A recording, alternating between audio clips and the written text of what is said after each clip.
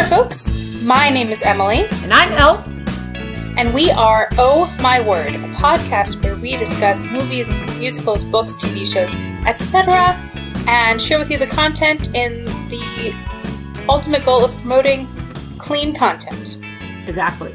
And to help facilitate all that, we have our very special, very highly technical, very much science. Very much science. Pearl clutcher ratings. Violence, language, and romance. Scale of 0 to 4. How many pearls must be clutched in the viewing, consuming of this content? 0 being none, and 4 being all of them. Also get more pearls, because more might need to be clutched at this time. So, easy look, violence, language, romance. Is it 0, 1, 2, 3, 4? And now you know, is this stuff that I want to be consuming or not? Exactly. A fun little tidbit, every time when someone says, and now you know, it reminds me of this little short that the Disney Channel used to have called Mike's Super Short Show when they would talk about upcoming Disney releases. And it was some kid named Mike and his co-star. I don't even remember what her name was. And at the end, they'd say, now you know, because it's Mike's Super Short Show. And that's probably like 15 years old at least. It's probably older than that because I'm older than I think I am. But still, every time someone says, and now you know, that plays through my head, which is actually kind of a segue to what we're talking about today, I feel like. Like old things that used to be important, right? I see what you're doing here with the segue. I guess A for effort. But not everybody gets a trophy here, so you don't get a trophy just for effort. Oh. You get a nod. Reasonable. Yeah. And also, after Whiplash, we don't tell anyone good job. Oh, right. Well, a nod from you was like a handshake from Gordon Ramsay on a cooking show. So, few and far between, and really, if you get it, well deserved. So I will take the nod. Okay. I think I'm going to have to trust me on that one. With them now, yeah. now that I realize the significance of them. So you're not trusting my segue? So I was like, great. Now, what was that segue again? Oh, look, I lost the segue. Boom! Okay, that's pretty good too. I will give that one to you as well. Here's a tip of my imaginary hat. All right. Well, maybe you lost your hat too. Oh my goodness, everything is going lost. We are speaking today about The World Between Blinks, which is written by Amie Kaufman and Ryan. I have no idea how to pronounce her last name. Graudin. Graudin. She's a woman. Her name's Ryan. I've actually read other books by her. She got a bunch of other books. A few of them dealing with like history and time travel, which fits very much into what this book's about. And then Amie Kaufman, we've spoken about some of her books before, because she was the co-author on Illuminae, that whole series. Her and Jake Kristoff they wrote another series together. Total side note, and we're just going to throw it out there in case someone has the answer for this. Amie Kaufman teams up with a lot of people for writing stuff. So I'm curious if that's just, Amie Kaufman's such a great person to work with. I'm sure that's got to be true if she teams up with so many people. But I'm wondering also that I would assume that she has a particular strength that would make it ideal for her to be working with somebody else. In the sense that, maybe she's very good at certain sorts of, let's say, world building. And then she likes to team up with someone who could have a strength in dialogue or something. That's arbitrary. Right. That's not what I necessarily know it to be. But I would be curious if anybody does know what it is. Just because authors don't always usually team up. And so frequently, or if they are teaming up, it's their one person that they're teaming up with. Or if it's a big name author who lends their name to someone, to promote a book. But this is Amie Kaufman. Really, she's teamed up with a couple different people. Megan Spooner, I think, is another one. So I know of at least 3 or 4. So that's all. Just a curious thing. But aside from that, this story is about Jake and Marisol are cousins, and Marisol's from Bolivia, and Jake is from, his mom's, I think, is a diplomat of some sort. So he's from here, there, and everywhere. And they're cousins, and their grandmother, Nana, has passed away, and the whole family is going back to the beach house to pack up the beach house because they're going to sell it now that Nana's not there anymore. And they're both feeling this great sense of loss that they don't have Nana there anymore. And Marisol has this ability. They don't really, it's kind of supernatural officer that's kind of brought in here, that she can find lost things. And Jake is someone, because he's always moved here, there, and everywhere, that he always feels lost. Or feels like everything in his past is kind of lost. And they end up going to this lighthouse trying to follow this map that their Nana had. And they end up in what's called the world between blinks. And that is the world where all lost things end up. So then they end up there and they have to try to figure out, why are we here and how do we get out of it? The one thing that's clever about it is that the whole world building of the world between blinks is anything that's specifically been lost ends up there, or anything that's been lost in time ends up there also. So I think they had, was it the Crystal Palace in London that burned down? And because it created a deep sense of loss within the community and people would speak about it, whatever, so that ends up in the world between blinks. Or also someone like Amelia Earhart, who just totally disappeared, ends up in the world between blinks. So right. It collects lost things, but that's the range of lost things that could end up there.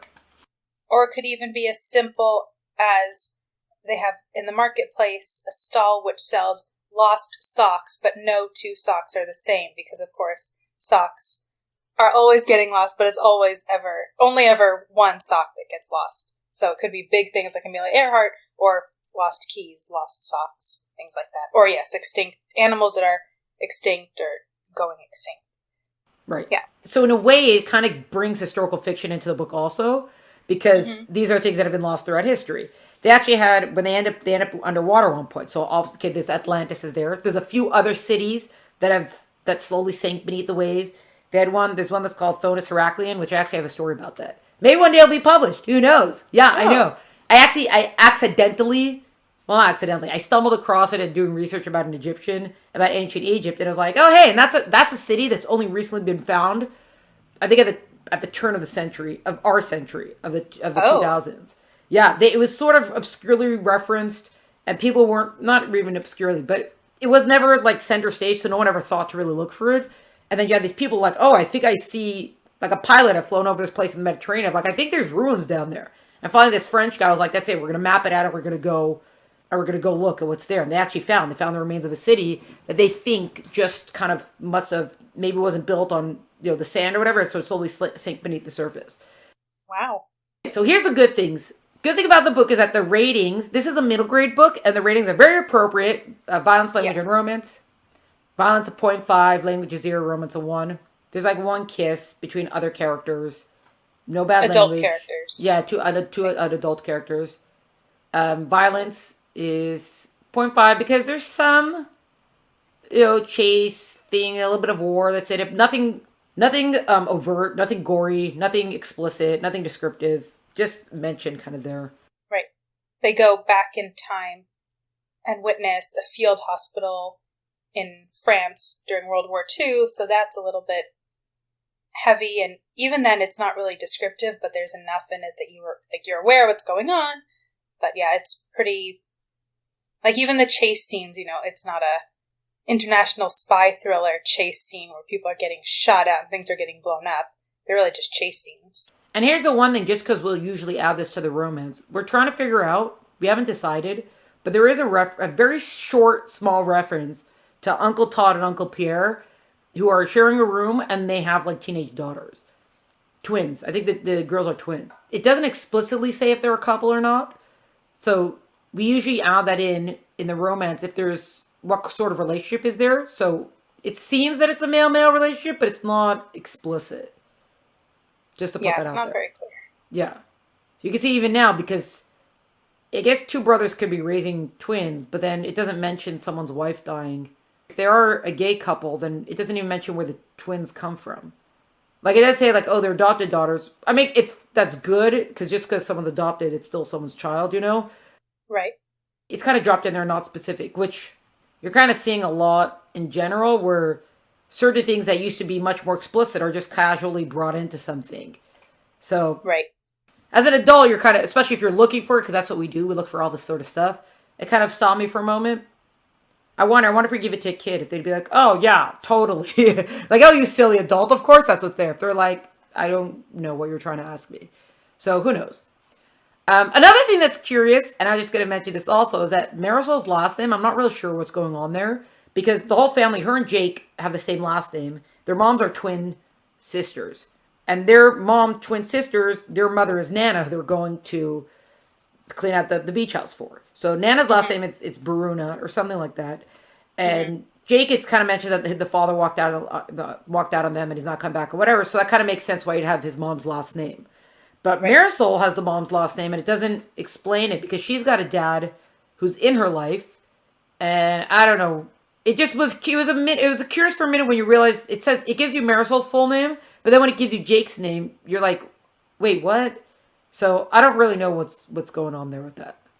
There is something I know in some Hispanic cultures where people take on their mom and their dad's last name. So Marisol would be Marisol Baruna hyphen whatever her father's last name is, but I don't remember if it mentioned both, or if it just mentioned Baruna. It gives her 3 names, and the middle name could be the last name or not, but then the mom's last name ended up at the end, though. So that's what I wasn't sure. And if it is a culture thing, so that's the other thing also. Because Marisol is from Bolivia, and she speaks Spanish, they do put a lot of Spanish in, and sometimes they'll translate it, and sometimes they won't. So, of course, you're not going to just give like a dictionary or a translator for that's going to slow the story or whatever. But sometimes the way you do that is that one character will speak in Spanish, let's say, and then the other character, their answer to them, it kind of tells you what the question was. So they do that, and that's fine. You know, you don't want to tell someone that she's from Bolivia. It's real and authentic for her to be speaking Spanish or say things in Spanish, and no problem. I'll put the Spanish in there or whatever language the character speaks. That's good, right? But sometimes when it's not fully, I think sometimes they even didn't fully explain it. So I'm just curious for kids reading it. They're just like, oh, whatever. They're like, wait, I don't know what this means. So what? They're supposed to stop reading and go look it up. I guess that's a good thing. But that also, you just made someone put down a book. And that's not usually a good thing. So. Yeah, I didn't love that they didn't translate or explain all of the Spanish. They do that a lot in movies. Yeah. On TV shows these days, people speak in another language, but then even if you turn on subtitles, it will just say, speaks in Spanish or speaks in Chinese. And you could say it's not important to the story, or you can figure it out from the tone. But when you're watching or reading something in a given language, you want to understand all of it. Just like if something was dubbed into another language, you would want it dubbed totally, or to have those subtitles available. It's not just about speaking English. Whatever language you're watching something in, if that's the language you're choosing to watch in and that's the language, like the main language of the thing, you want to be able to understand what's going on. So sometimes they made it clear either through what one of the other characters answers, what she's saying, but there were a few times, especially at the beginning, where I didn't know what she was saying, but I also didn't take the time to look it up. Yeah. Well, it's also because isn't the point also for us to learn? And if we're not going to go to look it up, either because we don't want to actually remove ourselves from the book at that time, you know, because once you stop, it could become a whole thing. You're going to look on your phone, but then if you get a message, you might check that and whatever. So if you're not going to provide it for us, we're not necessarily going to see what it is. And that's got a little bit of a missed opportunity, especially if you are trying to teach it or to show different expression and things like that. Yeah. You could always put an index, or not an index, but a glossary in the back of a book. You know, something like that. Like, yes. Want to learn some Spanish with Marisol? Here you can do it, you know. Yeah, exactly. Something like that. And books do that for fantasy when it's a made-up language. Yeah, so exactly. Say, oh, it's a made-up language, you know the way to look it up. Okay, fine, but they also put it in there, you know. So Spanish is not a made-up language. Many people speak Spanish. But especially if you're trying to educate us on this, or even if you just want us to realize what's going on, we should be able to understand it in context and not... And if you're like, oh, but it was just kind of irrelevant, so, well, then why is it there? You know. Right. But aside from that... aside from that, it was a middle grade book meant for middle grade. You know, some things transcend, like we talked about Phantom Tollbooth a few weeks ago. This one, for us as Oh My Word podcasters, it's perfect, right? Because it's totally clean, it's totally age appropriate, it has a little bit of historical fiction, which you and I both really like, and there is a glossary at the back of the different people and places that are mentioned in The World Between Blinks. So that was interesting. I mean, I read through all of them because some of the places that they talked about I knew, and some of the people, and some I didn't. But the pacing was super, super fast. And this is partially my fault because I'm a skimmer often when I read. I don't mean to be, but this book didn't work for skimming. It was fast paced, and then things happened and characters' emotions went from one thing to the next, and plans went from one thing to the next in a really unconnected way. Sometimes, I don't know, it just felt like it happened so quickly. I just reminded myself that this book was maybe not meant for my age. Yeah, well, group, you know? I'm curious also for a younger reader, because it is very fast-paced, that it is, especially in the beginning when they first land in the world between blinks. It felt like they were trying to cram too much in, because they wanted to get all the lost places in and all the whatever. Yes. So, fine, but then we're missing stuff. We actually missed a lot. It kind of actually goes back to the Spanish glossary thing. If you're going to tell us about this new marketplace that they ended up in, don't assume that the kids know where you're talking about. It didn't sit for any of the lost things.